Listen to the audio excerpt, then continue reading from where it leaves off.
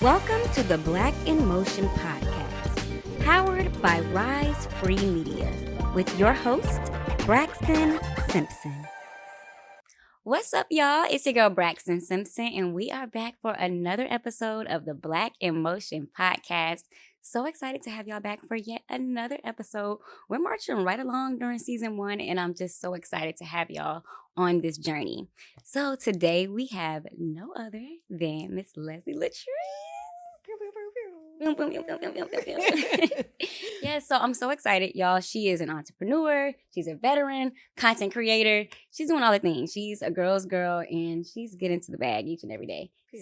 Period. So just tell people a little bit about yourself, just to kick us off. Okay, so my name is Leslie Latrice. I am that girl. Period. Right? Did I ever see myself being all the things that you just named? No. But I came from a small town, Sumter, South Carolina. My mom was military. My grandfather was military. Southern girl through and through. Yes. And I'm just a girl who is learning herself, especially after my transition out the military. I am a forever learner, somebody who loves support and also just loves trying new things and experiences. So I'm excited to be able to share my story, talk to the guys, talk to the girls, give them a little tea, you know what I'm saying? So yeah, thank you for having me. I'm so happy you're here. Y'all, so literally we met at the Who Is She brunch 2 years ago. And it was absolutely amazing. And honestly, we both were trying to take pictures. We didn't feel like we got enough pictures, so we was in the corner taking pictures. At the very end. I'm like, girl, she's like, girl, you want me to take your pictures? Girl, yes. Because this tripod wasn't doing it. Was not doing the thing. So we took some turns and we stayed connected, and here we are.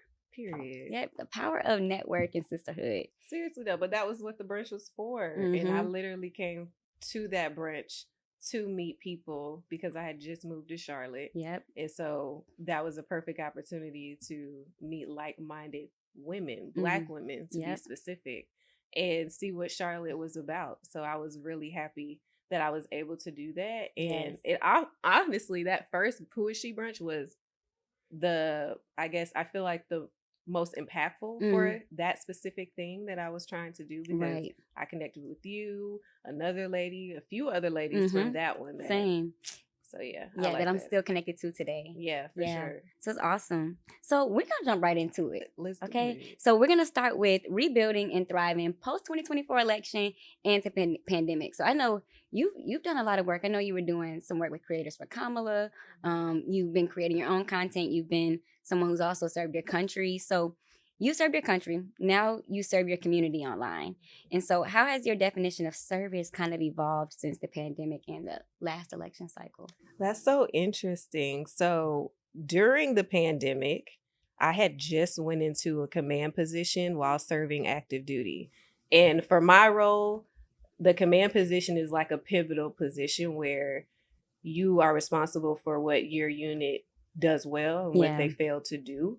But a lot of weight on your shoulders. And unlike most of the world, our mission didn't stop. We kept going. So I had to work through a lot of changes during that time. And I think we got a new president that year too. We did. So it was just a lot of nuance. But I would say once I got out of the Army, I was really like, I need to be in service to myself. Like when you think about, when I thought back on my experience going into the military, like I jumped right in. And gave your all. Taught to be a leader, came in leading soldiers, like having to care for their well-being, both while serving and their home lives. And I really did not realize how much of myself I sacrificed throughout the 9 years that I was serving. Right. And I just was like, I need to get a job, right? So I needed to get a job, but I didn't really want to commit to, one, being responsible for people. Right. And then two, any long-standing service commitments outside. Because you had already done that. Yeah. So I was just like, I feel like where I came in, people take years to get there. Right. You know, and I think any officer in the military can relate to that perspective, but I didn't want to.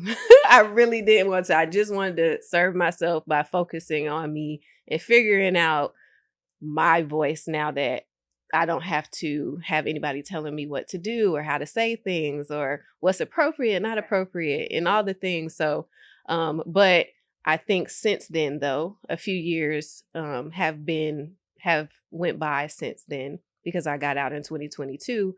So, but when I did get out, I signed up to volunteer at the USO. Right. And USO is an organization that services active duty, retired, and military dependents throughout the nation. Right. They've been around when I was deployed. They were there. When I came back, they're in the airports. Yes. Right. So now that I had opportunity to volunteer, I decided to put my name on the list to be called upon whenever they needed new volunteers. Mm-hmm. Turns out they didn't need new volunteers for about 2 years. So I didn't end up doing that until recently. So I got the call and I just started volunteering again with the USO, and I love it. I'm one of the youngest people there, mm-hmm. but I think that that's great because more often than not, when you see people that look like you doing something, you're more likely to feel compelled to that you can do it too. Yeah. Mm-hmm. So I'm out there doing that. And then I also volunteer with 2 nonprofit organizations to help out with their social media, Pillars of Hope and the FAM Foundation. I love that you're using what you're good at to mm-hmm. also help grow something else. Yeah. So I like that too, because it doesn't feel like work. It actually really does feel like service at this point, mm-hmm. Because I do want to do that. And so. I love it. So as someone who just advocates for and uplifts others, what motivated you to kind of step into entrepreneurship and content creation during a time where there was a lot of, I could say, maybe collective crisis going on in the world? I think it's been a long time coming for me. Like, I started creating content in 2016, shortly after I joined the military.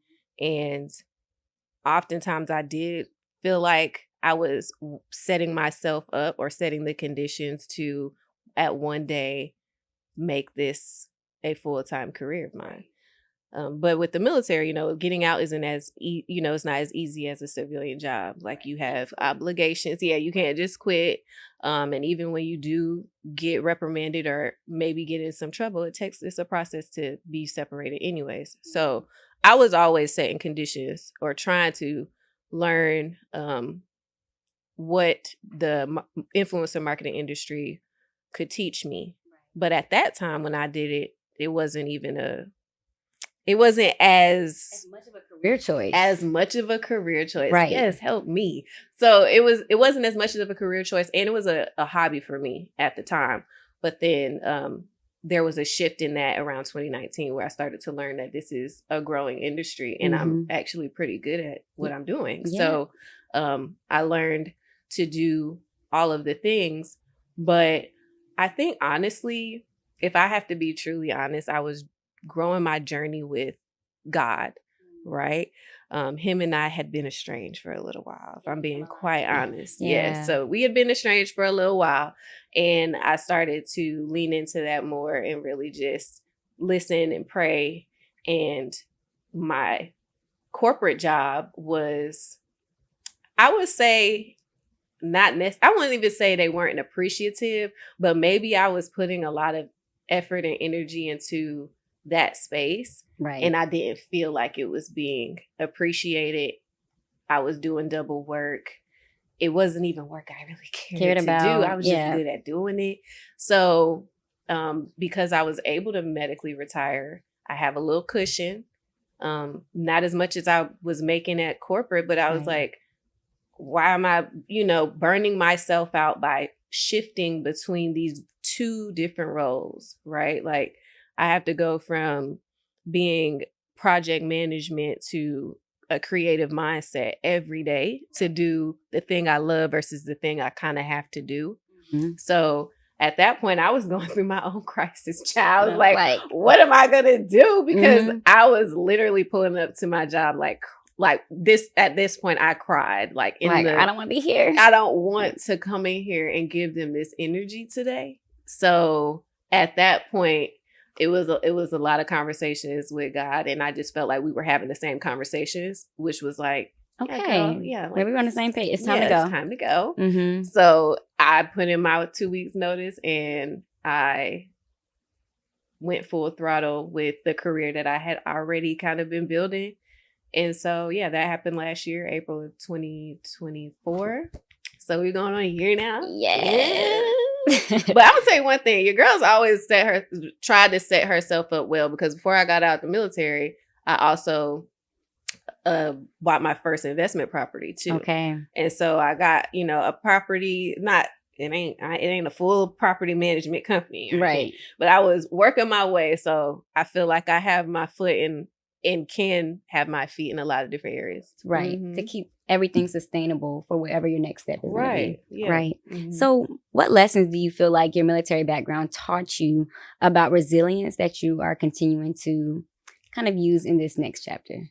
What I have learned, and what I literally was just saying this to myself as I put this outfit together today, because I did a capsule wardrobe rehaul, and I feel like I learned to work with what I have and make it work. Like, and I think that's the main thing. Like you mentioned, like resilience and adaptability are things that weren't necessarily taught, but what we had to endure based off of our circumstances. Really a choice. Yeah, we didn't have a choice. So it's like the mission, we're always going to get it done one way or the other. How we get it done, we gotta do what we gotta do. You know? Yeah. So I think that those things really helped, and it transitioned into the creative space for me, because I can still produce and have been producing with, bare minimum of production, me, myself, and I. But I also have always been a team player. Like, that's what I loved about being in the military, is them, like the people that I work with, the people that help make every day just so much more worth it and easier. And so, like, that is something that I aspire to have as a creator soon come, is a team that can help me do the things that my mind is already there to do, but I can't physically do it all by myself, you know? And I love all the life experiences that you've already had, even like at such a young age, because I feel like it touches so many people in different walks of life. Like, I mean, you're touching people that probably might be way older than you, but that have had that military experience. But you're also touching people like me who are like in their adulting era and just trying to figure out what's next and how to keep pushing and all the things. So I feel like you have you have your hands in several buckets, and that all comes out in your content. I'm so glad you said that. Girl, I love the content. Girl, and something you've been doing, some partnership you have, it's been coming up for months.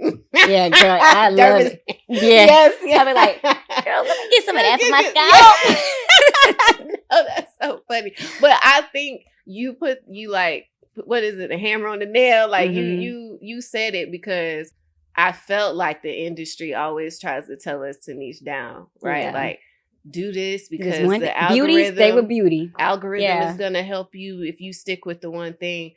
And it can be discouraging, because I'm just not doing it. Like, I cannot just do skincare. Like, I love skincare, but it's not my life. Right. I like to clean my house. I like to buy stuff to decorate my house.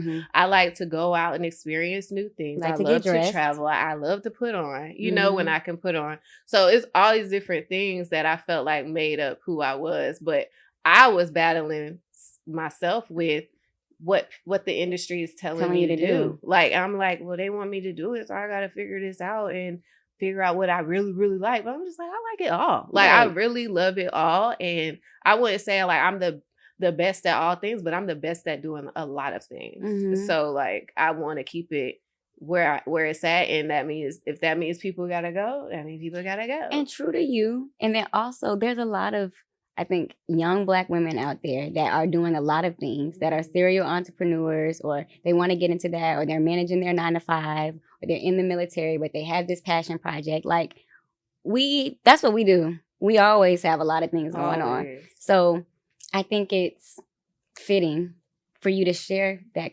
case of you're not a one trick pony. You got a lot going on. Multifaceted. Yeah, as do a lot of us. Yes, so as it's a lot of relatable. us are. It is. That part is. Yes. So it doesn't have to be lifestyle, beauty, wellness, Like it really can be a multifaceted venture. Absolutely. So we're going to shift to adulting. So adulting while Black, navigating career, finances, mental health. So you wear many hats, and we've talked about those as entrepreneur, content creator, advocate, all the things. So how do you balance all of these different parts of your identity while prioritizing your mental health and well-being? Ooh, girl, that is a question. How do I balance all the different things while prioritizing my mental health? Honestly, I don't have the best answer for you because I tend to be a girl that shifts often. But I will say that in this season I'm in, because I wouldn't say I was perfect at it seasons before and I have it down. But in this season where I am doing a lot more reflection and introspection, I have realized that writing things down, like to-do lists, work for me because I am externally motivated. So therefore I need something that's going to be like, okay, girl, you got that done. Cross that off. You got that done. So I was using this planner that I would write down like my self-care time. And it was like a daily thing where I would cut everything off at 8 p.m. and I would do like read a book, or maybe it is watch a TV show, but do something that I want to do. And then I would mark that in green in my journal. So when I look at my week, I want to see a lot of green. Yeah, I want to do. I want to see a lot of green. Yeah. And I think that what I failed to do before was I failed to prioritize myself in that way. Yeah. Like, and so, and I don't know if I would say I was pouring from an empty cup, but I also do recognize that I get my energy from people. So I think being of service to others fills me up, but I do have to reset. So those are things that the journal has been helpful recently. I have I will call she's my friend, but I believe she's like evolved into like my life coach low key. But she was like, you should do something kind for yourself like once a week. Yeah. And I was like, even if it's small. I was like, okay, girl. And I did. I got myself flowers, made a bouquet one week. This week I went to the movies. Last week I did a massage. Last week I did a facial. The week before that it was massage. Yeah. The week before that it was line dancing class. Like, girl, I've been at them line dancing classes. Trying to learn us old boots on the ground. Yes. So it's just like trying to learn what I like and do that as often as I can do it while still making time for work. I think right now I'm prioritizing myself a lot more than work. Yeah. And I was just talking to my mom about this because people ask me that all the time too. Like, how do you balance? How do you start, like, take care of yourself? How do you do things for you? One thing that I realized, and I don't think I had a name for it until I was just talking to my mom last week, I plan joy. Like, I plan out to have joyful moments. Yeah. And so it gives me, I think I'm fueled by having things to look forward to. Right. So when I know there's a trip, when I know there's going to be time, happy hour with my girls, when I know there's going to be something that's going to be fun for me, and I have something joyful to look forward to, I can march forward towards that and like really feel good about it. Yeah. But I'm a person, I have to plan out my joy. I love that. And I think that's me too. Because if I don't have it written down, it's not happening. It's not happening. Everything else gets put on the calendar. But I'm like, dang, girl, you ain't even put nothing your bath for you. Or your massage or nothing about you and just for you and for like your fulfillment on the calendar. It needs to be on the calendar, just like everything else. For sure. So, yes. So what were some of the real life adulting like wake up calls for you that you faced when transitioning out of the military and then into kind of this phase of entrepreneurship and creativity? Girl, that I had autonomy. I know that's weird to say, but when you think about how military life is structured and like them sending you where they want to send you, the job they select for you based off their needs, and all the various other aspects of being an officer and being in the military, I feel like I was so used to that when I got into this role, the corporate job role, and I could decide where I wanted to live, that was the first big girl decision I made. I said, oh God, What do I do? not me get to go where I want to go and live Okay. where I want to live and buy a house where I want to, like I was like, this is wild work. And that's crazy to think because But it was kind of like mind blowing. Like I've never been able to do this. But for years, you've been doing what somebody else wants you to do. And now you can do what you want to do. So it was, that was one thing, but also just not feeling obligated to be under certain conditions that weren't conducive for my well-being. And that's where, leaving the corporate job came into play. But I had been enduring certain things in the military. Like, you have your positive and negative situations, but yeah, there were things that I couldn't leave, right? Like I couldn't just go to, even if I wanted to, I had to figure out how to navigate those toxic work environments and toxic leadership in every unit I was in, versus especially being a Black woman. A Black woman in a combat arms, male dominated field. Like, come on. Only one sometimes. So being that one that's like complaining about, now you feeling bad. You know what I mean? Like, so now I have to figure out how to work you, because what I'm not going to do is sit up here and pacify you, pissed off every day I come up in here, or allow you to treat me a certain way, right? So I think that's where coming on this side, it was like, well, girl, you don't have to deal with this. I don't have to deal with that. And it's not necessarily running per se, but it's like wanting to do and put your energy elsewhere. You have choices. So, yes. And that's the part, is like, I have skills. I am finding my voice now that I've left. How can I then use this in a way that fulfills me and makes me feel good every day that I wake up? Yeah. So that's where I'm at right now. Loving that. So I think that's for you. I think that's definitely one of the major adulting factors that for sure. So how have you approached financial independence and stability as a creative entrepreneur? And maybe one lesson that you wish maybe more Black creators learned earlier for those that are looking to get into this space? Yeah, I think I was very lost on the business side of creating when I first got in, or when I first started actually making money from content. And not really, I wouldn't say lost, but green. Yeah, I just didn't know how to, balance a book, or should I have a business account? How to appropriately respond to emails per se when we're talking to brands and businesses, negotiating for yourself. All the various things, I guess you could say, that go with selling yourself outside of people reaching out to you, and then also the back end business operations. Now, I've always been like an analysis girl, data driven, money motivated, I guess, in a way. But when it comes to instability, I'm not having it. Like, I don't want to have it. And that's a lot of what I believe also delayed my transition. Right? Because I can count on this every month. Every single month. Yeah. And it's like, once I left the military and got into the civilian job, that is not as secure anymore, right? Because they could fire me tomorrow, and then I'm down bad, right? But like I said, I do have that medical retirement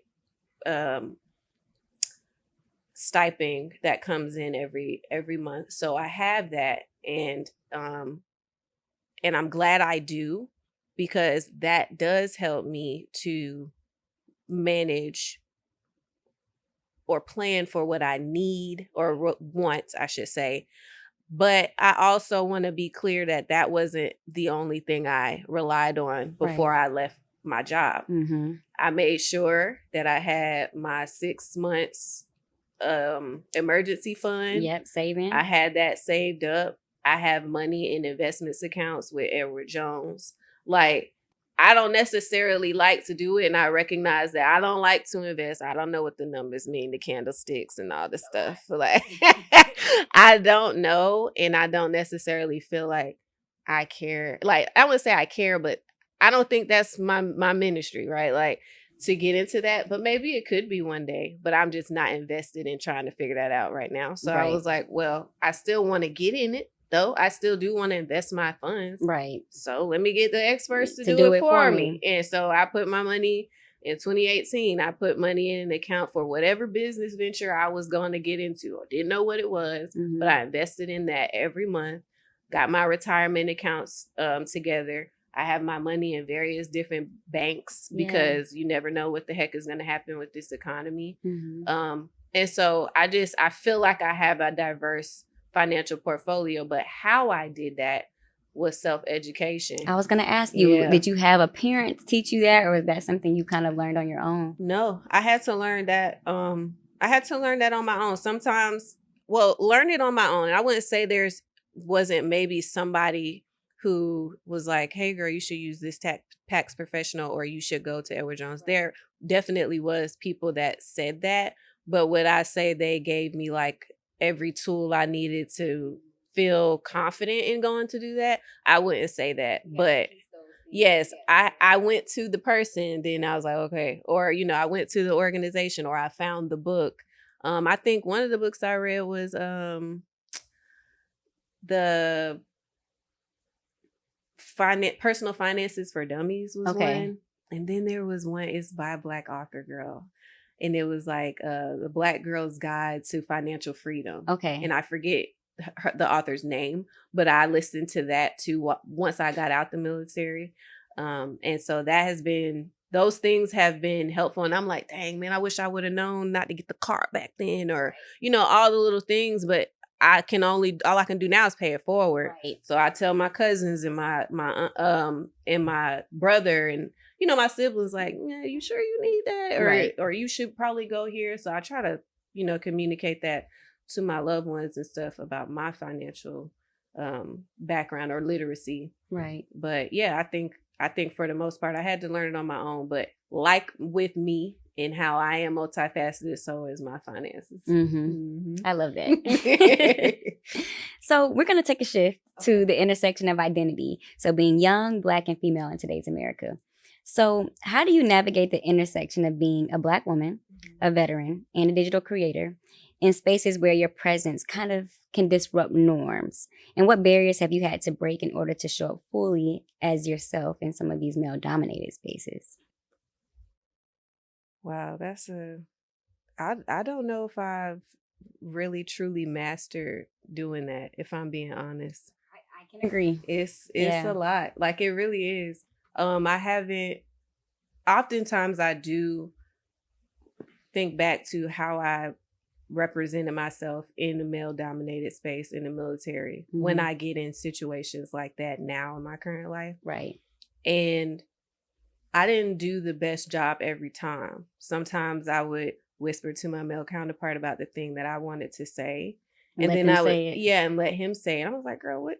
I think back to my young self then. I'm like, dang, like, I can't believe you did that. And like, you know what I'm saying? Like, you can speak up in these moments. But like I said, sometimes, hard. It's very tough to do. And I'm not going to say that I was perfect and I handle every situation the best. But I think that a way in which I do now is I think back to that girl who didn't say what she was supposed to say or wanted to say in that room, whether right or wrong. And I try to hone that now in those spaces and walk in confidently and just take up space, honestly and truly.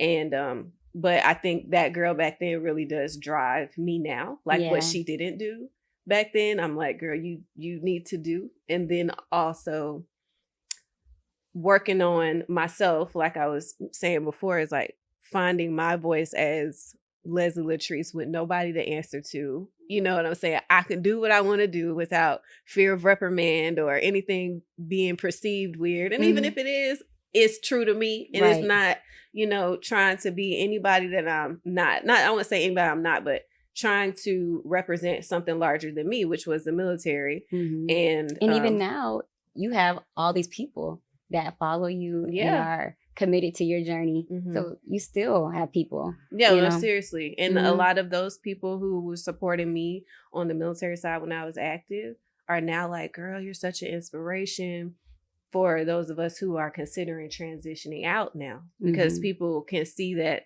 there is life after the military, which is, you know, one of the things that I talk about very often is like, there is more to your life than the service, because the service will have you thinking that this is all you can do. Yeah, and that's life in general. Well, there's so much more to you than the job that you do. Right, exactly. Right? Mm-hmm. Yeah, I agree. So what have you learned about vulnerability, voice, and just visibility as a Black woman telling her story online? Especially now, like you said, so many people from, you know, the military that have kind of looked to you, people that have seen you through different phases of life. Like, how important is it for you to be vulnerable? Girl, I am so sensitive. I am so sensitive, and I learned that from a young age. My mama used to say that. She used to say, "Lock the door behind me," and she looked back at me, like, and I'm crying, boo-hooing. Yeah, so and that's okay. Yeah, no. So I feel like I think the person I've grown to be has always been somebody who's vulnerable. Now, who I'm vulnerable with, that's a different situation. But I think it is important to be very like transparent in your own right, by your own call and gut, be vulnerable about your experiences. Because I don't desire to do anything alone or feel alone. I guess feel lonely in a sense. Like I can be alone, but I mean, I want people to know that there's people around here that can support you, and that's a value of mine, is like support. But how do they know to do that if no one knows what's going on? Right. And so I try to make myself available for those moments. But right now I wouldn't say that I'm visibly communicating not everything, but visibly being vulnerable as I would like to be.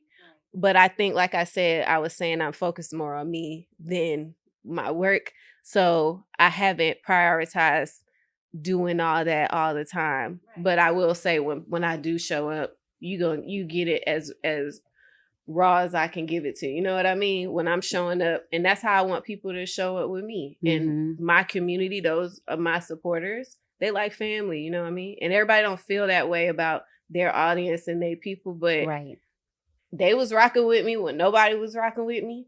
They rocking with me now. They rock with me through every shift I made, just like I feel like people's family would do, like supporting you in that.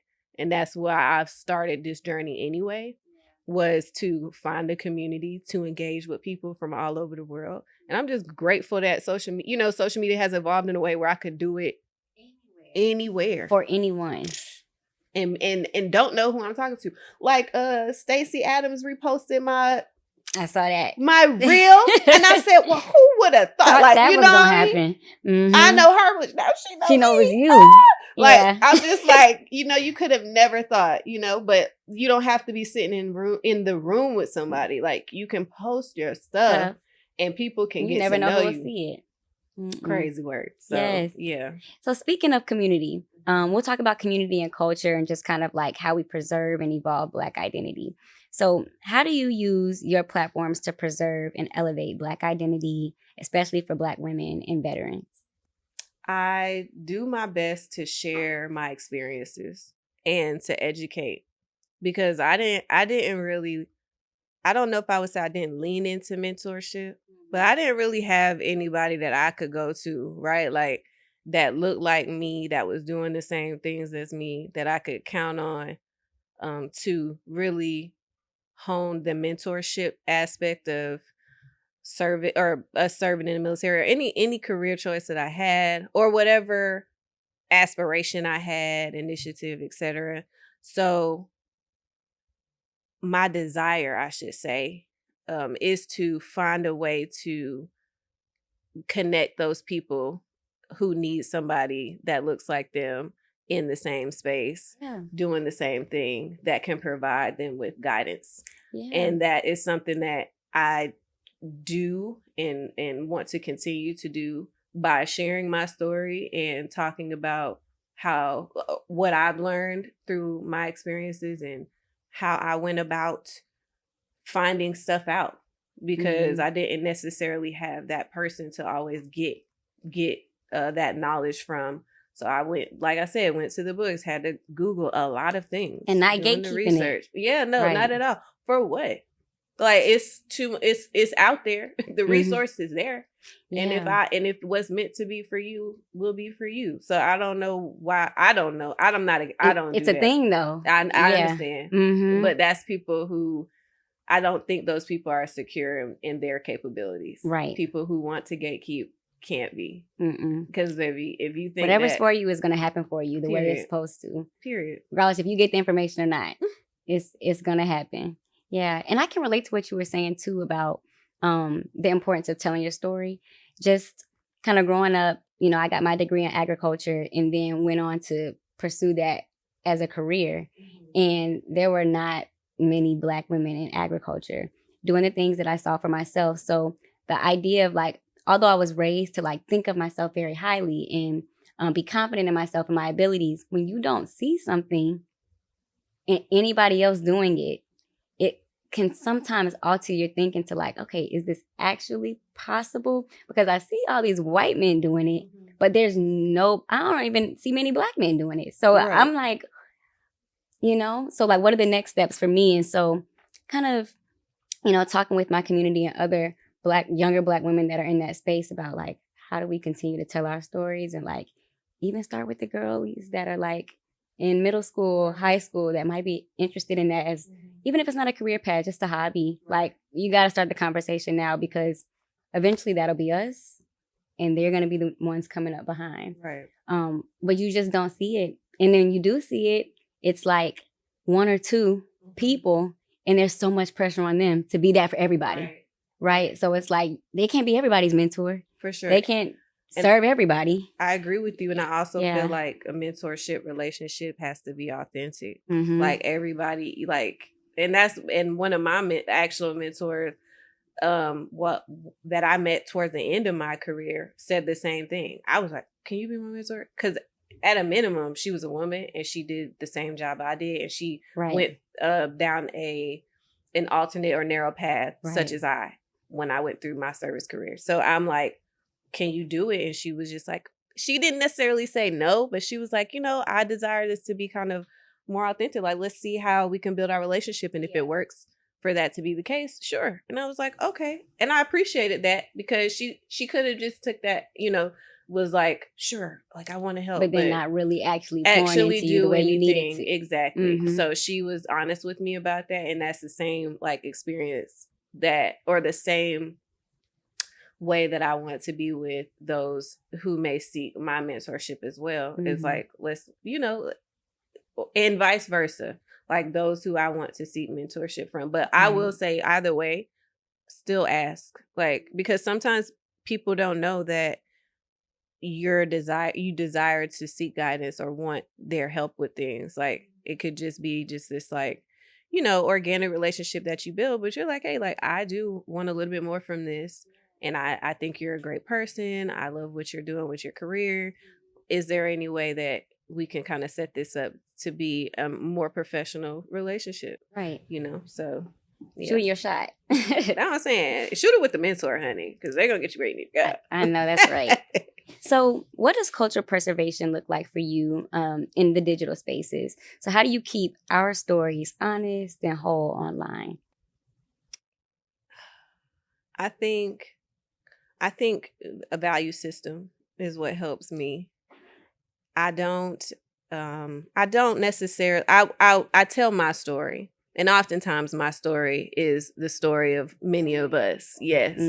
Right. And so I do say that if this doesn't speak to my values, then or it starts to look like somebody else's stuff, just probably we got to figure out what that is. Right. And I think that also comes with learning myself too. My content always changes. You don't see the same things from me because I don't know. It's like baby, I didn't want to do it that way today. I want to do it this way today.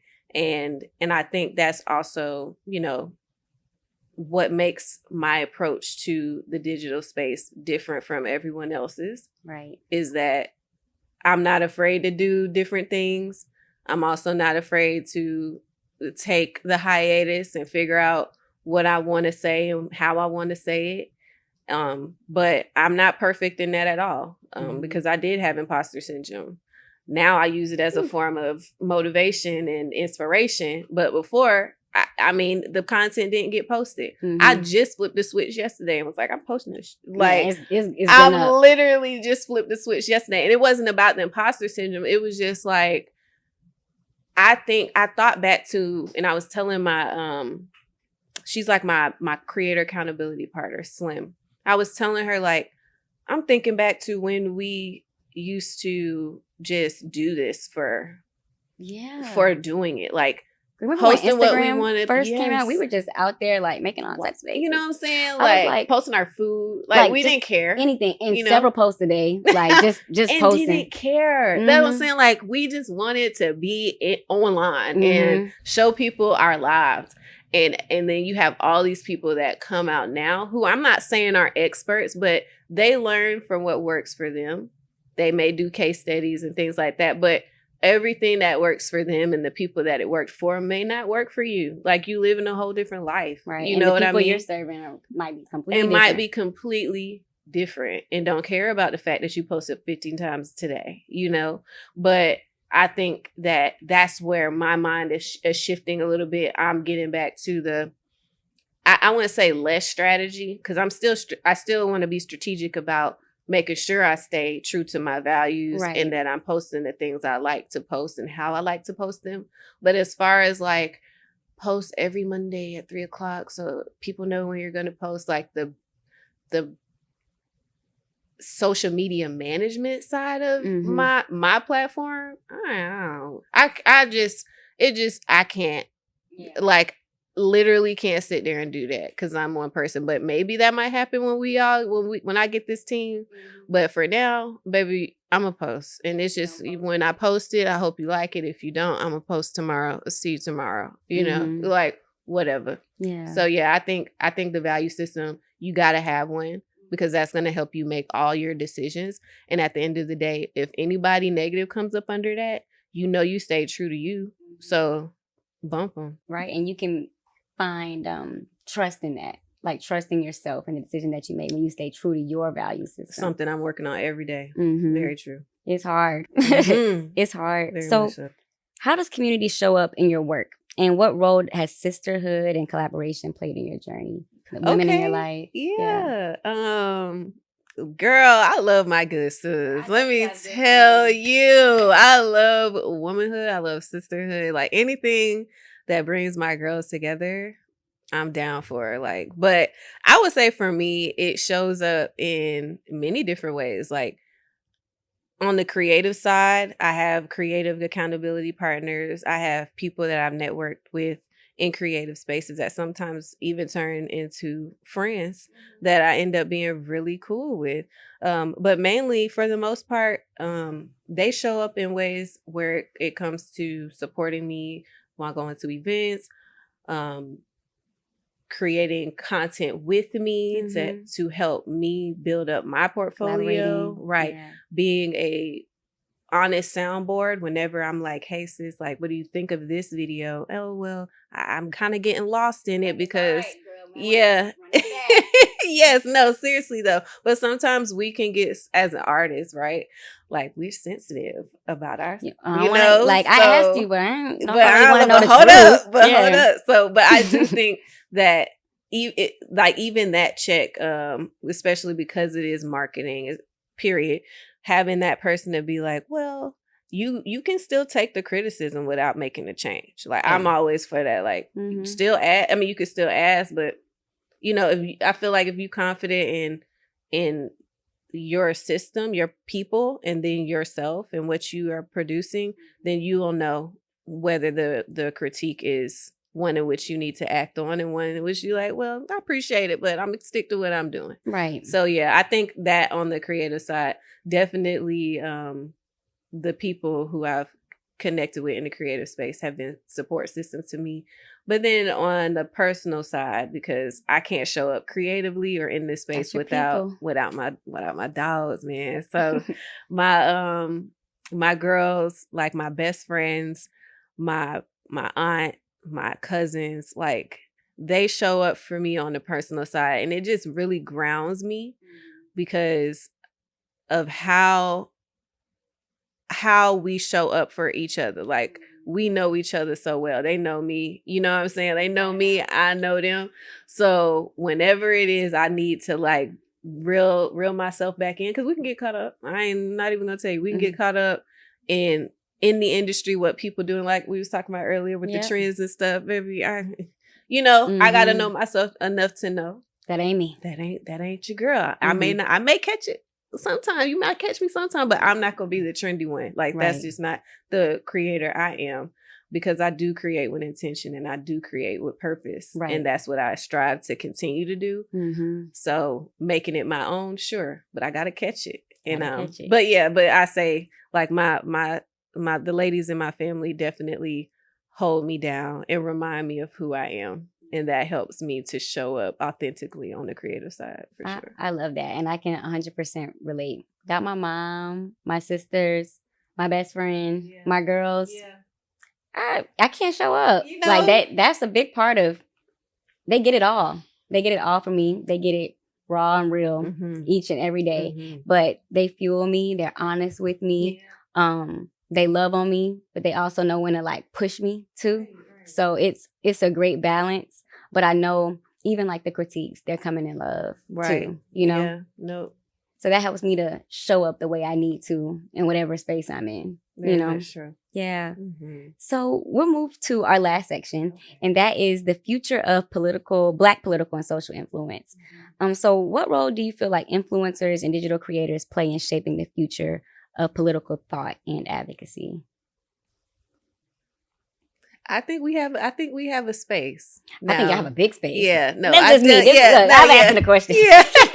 Yeah, no, I definitely think we have a space. I will say this: the people that I've learned a lot from on the political side and even social advocacy have been influencers, have been public figures who are leveraging their platforms to educate the masses. Yes. So I think it definitely is helpful, and I think this year, or this presidential election year, was the year in which the government and all of the, the people, all the players, realized that influencing was really going to facilitate the campaigns, the messagings, all the things. Because at the end of the day, we know what this is. Like it is, you got to get the message out there, and that is a part of marketing, period. But we want to hear it how we want to hear it. And we want to hear it. Yeah, we want to hear it the way we want to hear it. We want to hear it from who we want to hear it from. And they need to look, feel, smell, all the things just like we want it to. Exactly. And if not, I'm not listening. And that's on period. And so, yes, you need to invest in that. Like, you got to invest in that. And brands have been doing it for years. It wasn't a surprise to me that politicians and anybody else that wanted to... So can you and organizations and all the things that have messages that they want to promote are content influencers. I've been involved in creating, I would say, more social advocacy content myself, and it's caused me to think deeply about certain issues. And how am I going to say this? And how am I going to say this relatably to my audience, but also related to myself? Like, how does this actually truly affect me? And then I want to say that, and I have to be true to that when I'm talking to them, like not making things up. And if I feel like that's where I'm going, this isn't the campaign for me, because I can't relate. Yeah, I have to. And it's so important. And the information that's coming out is so important, especially during highly polarizing times. Like, and knowing people actually listen to what you say. Right. So it's a big responsibility too. It really is. Now, I am definitely a veteran advocate through and through. And I lean into that on ample occasion. A lot of times you'll see those partnership posts where I am talking about things that affect the veteran community, Black women, minority groups, all the things. And I've been working on talking more in my content like this because I want to get good at that. I've always kind of been, like I said, not necessarily voicing myself in rooms or sharing my story to the outside world. Like, my people know my story, but I'm like, I really do think people out there could learn and appreciate everything that I've been through. And I want to share that. So Absolutely. I'm doing this as not just a way to hone my speaking skills, but also to share my experiences with other people that look like me that may be going through the same things. Yeah. So I think, to answer your question about the digital space, though, political digital space, I do think like anybody, not just the people that talk about politics, anybody can talk about this, because as citizens, it impacts us all. So we do have a feeling and opinion about it, whether it's politically correct or not. Say what you got to say. You know what I'm saying? Like, that's your right. I respect it. Yeah. And it's like, you have people, because I studied political science, right? So like, me and all my friends from school, we would study and listen to what the politicians were saying. But that's a small group of people that are like really tapped who have in an agenda. Right. That's a small group of people. But then it's like, I think it's the common person, right? That has their own lived experiences, that can talk about these things, and people are actually going to listen, right? Because it's like, you listen to these politicians, but they're politicking. Exactly. And so, yeah. So I think that's why I always push for people like relational organizing and building relationships with people. And as you form opinions for yourself, sharing those opinions with your family, with your friends, because, if, I don't know, like some politician says something, everyday person, I may or may not care, I may not even see it. But if you say it, and I know you, and I've been connecting with you, and you've shared your story with me, I'm gonna listen to that. Right. I'm gonna at least take that into account when I go into that ballot box. Right. And I think you said something too about like having the tough conversations. I'm moving into a space where that vulnerability we talked about is prompting me to have not just tough conversations with my people, but tough conversations with myself. And I think also, those prompts from politicians, from partnerships, from campaigns do help me to get there. But I also think that got to take some accountability and ask ourselves the tough questions so we know where we stand, and we can have a better mind, or I guess a better way of approaching those partnerships, those things, and speaking to them when we are speaking organically about, issues that affect our communities. Right. And I've thought about that and how I weave that into how I'm speaking to people when I am creating content, like weaving in things that people need to be hearing, but also being very transparent about like who I am and what it is that I do. Right. And I think people just don't want to hear the same spill, Absolutely not. It needs to feel like what it is. It needs to be true. Yeah. Yeah, like true to you. No one's asked. I think people think that everybody's asking you to have the answers. We ain't asking you to do that. We just ask you to keep it real. If they had the answers, a lot of things would be fixed. Okay. That's just not the case. We already know. Yeah. Period. So that's not even the case. So what would you say to the next generation of Black women stepping into leadership, content creation, or entrepreneurship with purpose? Like, what advice would you give them? So I think the first thing I would say is to take the time to learn what you're passionate about, learn what helps you to be your best self. Yeah. And use those same thoughts, skills, all the things to help you decide what kind of leader you want to be, and what business venture you want to have, or business ventures, and just how you want to approach anything. And I would say that I think to where I am now, trying to relearn and rediscover my identity. And I was a great leader, but could I have been a bomb leader? Sure. If I would have done the tough things, like I said, asked myself the tough questions, figured out who I was. Because at the end of the day, like we talked about that value system, anything you do, whether it fails or succeeds, I think you're gonna be good one way or the other. If it was true to you and you knew that this was where you wanted to go and you did it because you wanted to do it and how you wanted to do it, you're gonna be good. I promise you're gonna be good whether it fails or it succeeds. And then I will also say to lean on your support in your community. Yes. Girl, because there's been too many times. Yeah, it's been too many times I've been in situations where I felt alone.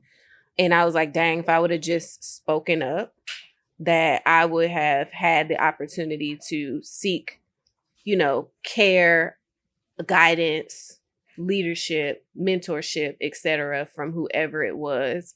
Or read a book. Baby, I'm a decade behind reading books, baby. So I feel like I'm just like open my whole. I'll be on those audibles. Audibles listening too. to it in the car. Yes, audibles, podcasts. Like, right now in this day and age, like we have so many tools. Like outside just asking a person who knows a person who knows a person, like we have so many tools to use to help educate us. Yes. Like I listen to podcasts now, like in the gym while I'm doing my strength training. Like they're good. Listen to audibles while I'm on the Stairmaster, like driving in the car. Like it's a way that we can get the information. And I just think that with more information and more knowledge, we can just become better people, better leaders, better entrepreneurs, better whatever. I think we were just talking about books on Instagram. Girl, yeah. You've been reading the Kennedy Ryan book? Master Me? Yeah, Master Me was good. Master Me was good. Yeah, we was just like I just got into join the book club because I need somebody to hold me accountable, baby, to read these books. Yes, my friend started a book club. Shout out to the Melanated Booze book club by Caitlin McFadden. Books and Bonnets. Hey, girl. Yes, I love it. We've been reading Can't Get Enough. Kennedy Ryan, her new book. Yes, I've been. I just started it. I just finished it. Did you? Please don't tell me, girl, because I already know she ain't down. It's I was just saying, like, Kennedy got to be my favorite author right now. She's the Beyonce book. Yeah, no, she killing it. But I had to put it down because I had to finish my book club book because I was reading her. Sidetracked. Yeah, I had to be ready for book club. Yes. But I love her Scotland series. So. I love it. Me too. And I'm so sad it's ending. But I have some thoughts on what she might be doing next. We're gonna talk. Yeah. But y'all, we'll get into our signature question to finish up for today. So Black Emotion is all about staying in motion and making power moves for the culture. So what's one way that you keep it pushing and just stay in motion, whether in your hustle, your community, or your everyday life? One thing that I keep it pushing. How do you stay in motion? I think that I've heard this. I think I watched a podcast and this guy was like to ask yourself, like, how can I make today a good day? Like, or good for me. And so I've been working on, asking myself that question, make sure I send my prayer ups, pray and all the things. But asking myself that question and doing those things for me has really been helping me to push through while also writing down my day to day. Like journaling has been something that has really helped me to learn myself a lot. Wow. And I think writing that down, but not just writing it down, going back and reflecting so I can recognize like my patterns, where I'm growing, where I can improve, all the things so that I can keep getting better and keep pushing forward and, doing staying in motion. Staying in motion because, we can get stuck. We can really get stuck in doing the same things and having the same mindset and things like that because we aren't doing the work. Right. So I think self-love, which is a really deep part of my content creation, is self-care, self-love, transformative experiences, and life after the military. That part I just love so much because it speaks so true to me. It's you. It's gonna be me. It's you through and through. I feel like all the way through until I'm 90 because I'm gonna live till I'm 90. Girl, 105. 105. But yeah, so I think that part, like just taking care of self, is where I'm trying to keep that at the forefront so I can stay on the right path. Yeah, I love it. Well, thank you so much for being here, Les. This was so good. Tell people where they can find you. Okay, y'all can find me everywhere at Leslie Latrice and www.leslielatrice.com. Join my newsletter and we be We be Y'all getting subscribe. there. Yeah, subscribe. Well, thank you so much for being here, sis. Of This was course. amazing. And thank you to all of you for being here for another episode of the Black in Motion podcast. And we'll see you on the next episode.